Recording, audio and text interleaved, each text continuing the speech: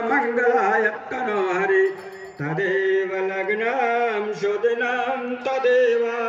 ताराबलं चन्द्रबलं तदेव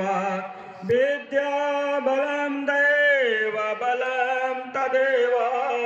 लक्ष्मीपते ते गृहमस्मरामि लाभस्तेषां जयस्तेषां कुतस्तेषां परायः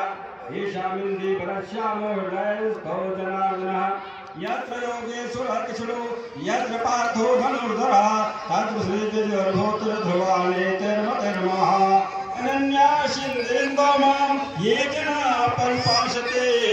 ईशां नित्याभिभूतानां योगक्षेमं वहाम्यहम् अस्मृते सकलकल्याणं भाजनं यत्र जायते पुरुषं तमजं नित्यं व्रजामि शरणं हरिं सर्वेश्वरं बकालेषु त्रयस्तु भुवनेश्वरा देवादिशन्तनः सिद्धं ब्रह्मो साञ्जनार्दनः विशेषवं माधवं दुण्डिं दण्डपाणि च भैरवं वन्दे काशीं गुहां गंगां भवानीं मणिकर्णिकाम् अखण्डमण्डलाकारं व्याप्तं येन चराचरं तत्पदं दर्शितं येन तस्मै श्रीगुरुवे नमः।